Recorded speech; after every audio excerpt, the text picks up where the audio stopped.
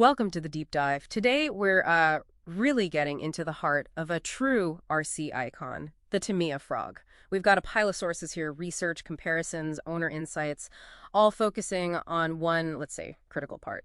The gearbox bearings. You know, the Tamiya Frog, especially that re-release kit 58354, it's built on that classic ORV chassis, distinctive look, pretty tough, but maybe not the best at keeping the outside out.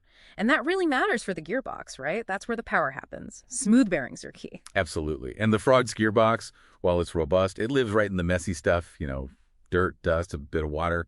It's all part of running a Frog where it wants to run off-road. Yeah. Which brings us to the core question in these sources. Are those stock Tamiya metal shielded bearings the way to go? Or should you be looking at an upgrade, maybe something like the Fast Eddy rubber sealed ones? Yeah, that's what we want to unpack. Look at the sources, the basics, compare the options, and help you figure out what makes sense for your Frog, how you actually run it. Okay, let's dive in. So maybe first, just a quick primer from the sources. Why are we even talking about ball bearings in RC cars? Right. They replace the standard bushings, which are, well, just simple plastic or metal sleeves. Bearings cut friction way down. That means better efficiency, maybe a touch more speed or longer run times, and definitely helps parts last longer. Okay, makes sense. And the sources seem to focus on two main types of protection for these bearings. That's right. Metal shields and rubber seals. Those are the big two. Let's talk metal shields first, the ZZ type, yeah. Yep, ZZ. These use thin metal plates, sort of pressed into the outer part of the bearing. The crucial thing is they sit super close to the inner part, the inner race, but they don't actually touch it. A tiny gap. Ah, okay. And that non-contact design, that's the advantage. That's the main theoretical advantage, yes.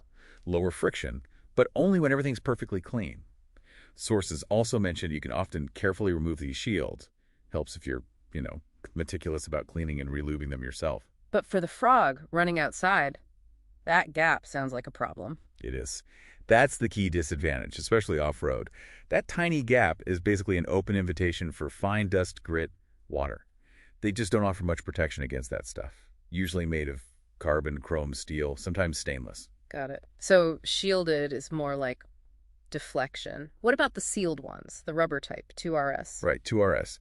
These use flexible rubber seals. Yeah. And the big difference, they make contact with both the inner and outer races. Usually means rubber seal both sides. Contact, and that means? A much, much better protection. The sources are really clear on this. They form a tight barrier. Keeps out dirt, dust, moisture way more effectively.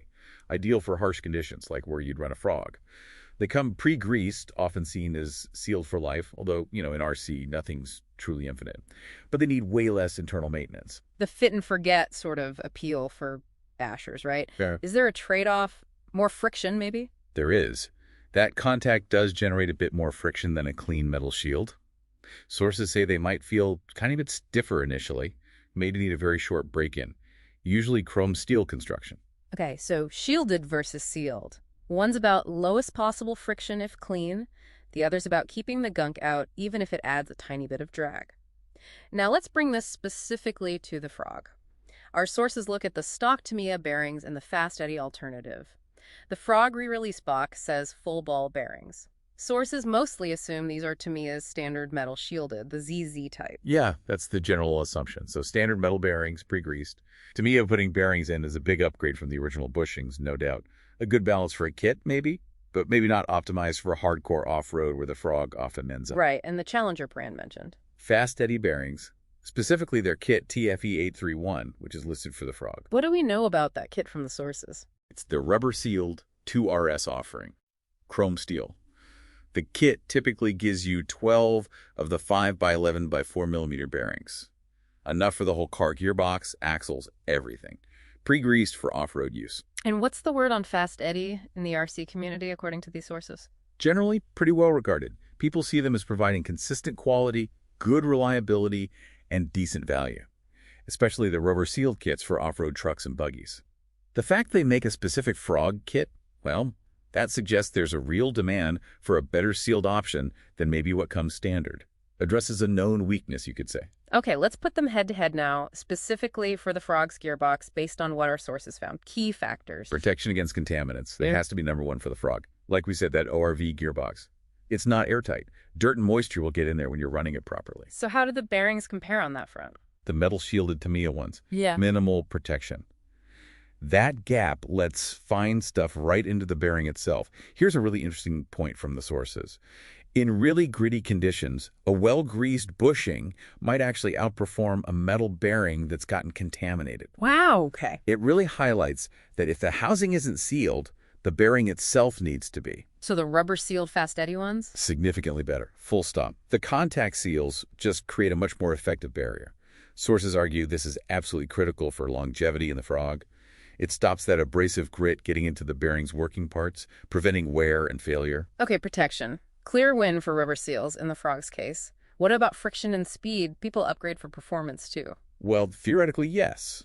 A perfectly clean metal shield bearing should have less drag because there's no seal contact. In a lab, maybe slightly faster. But out in the yard or on a track. Yeah, the sources make a really crucial distinction here.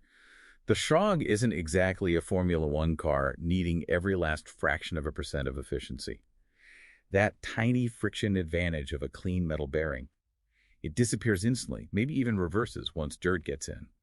A gritty, contaminated metal bearing has way more friction than a clean, rubber-sealed one.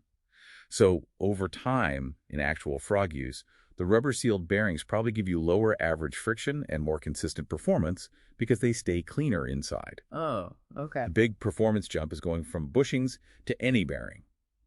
The difference between a clean metal and a clean rubber bearing is likely much less noticeable in a frog than the difference between a clean bearing and a dirty one. That makes a lot of sense. The theoretical ideal isn't the practical reality for this buggy. Okay, durability and lifespan. Directly tied to keeping contaminants out, right? Wait. Metal bearings can last if kept pristine, but in the frog's typical playground, their life gets cut short unless you're cleaning them constantly. And the Fast Eddy rubber sealed.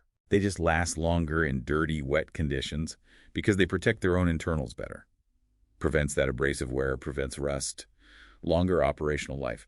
Plus, remember, a seized bearing can wreck other stuffed gears, stress the motor. So bearing durability protects the whole system. Okay, protection, durability, pointing towards rubber seals.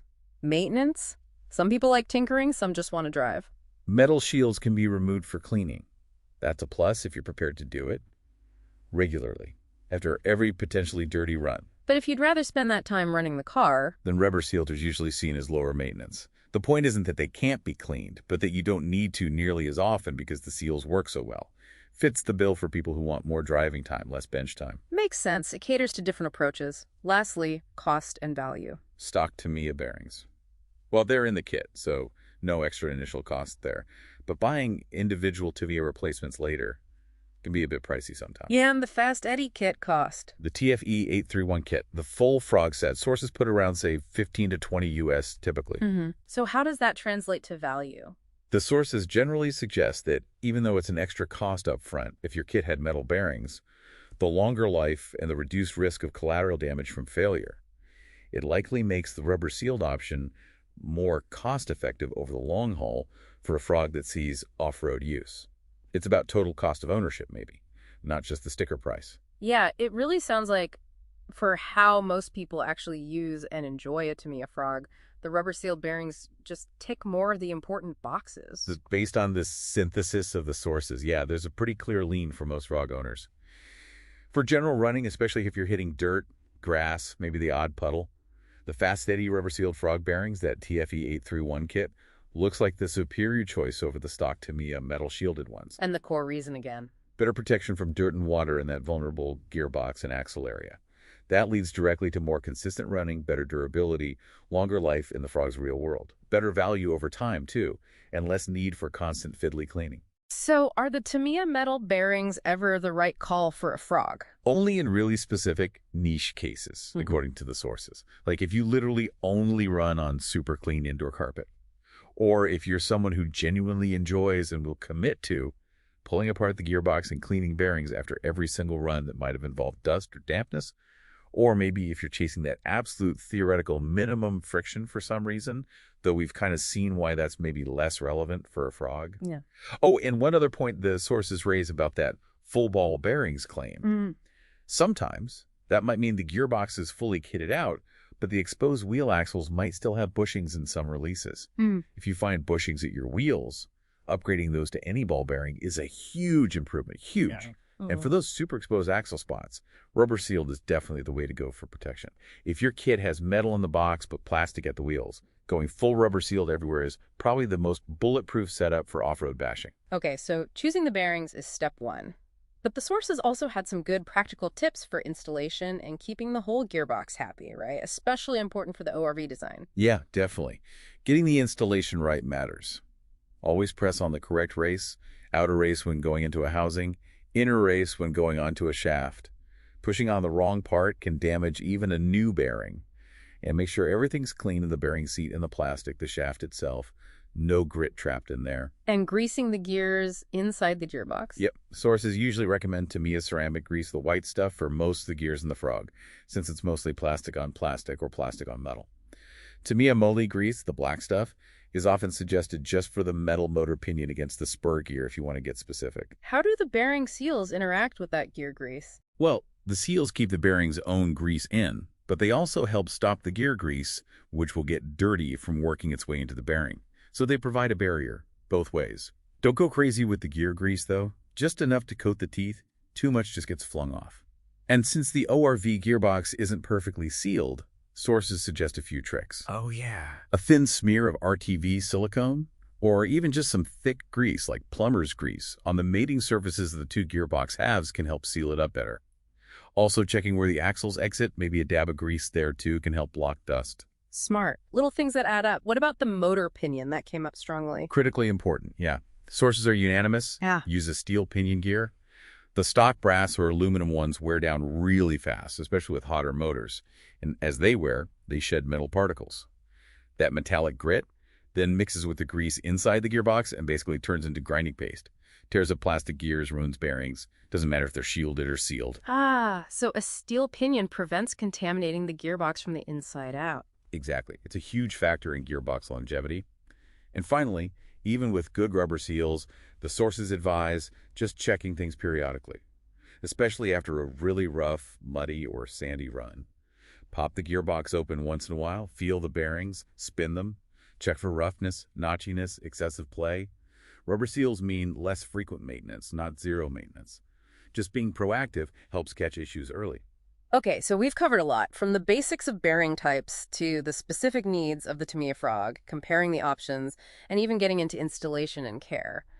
The big takeaway seems to be that for this particular classic buggy, keeping the dirt and grime out of the moving parts is really the name of the game. Yeah, it really shows how a choice that seems small, like the type of seal on a bearing, can have a really significant ripple effect on performance, how long things last, and even how much time you spend wrenching versus driving. You really have to consider the environment the part lives in to make the smart choice. And the Frog's environment, definitely not sterile. And based on these sources, the Fast Eddy rubber-sealed bearings really emerge as the practical, robust choice for the typical Frog enthusiast who's going to run it off-road. Better protection, better value in the long run. So here's a final thought to chew on, maybe. When we're looking at upgrades for our RC cars, how often do we get caught up chasing that perfect theoretical performance in ideal conditions versus building for the messy, fun, actual conditions we're really going to be driving in? Something to think about. Thanks for joining us on this deep dive.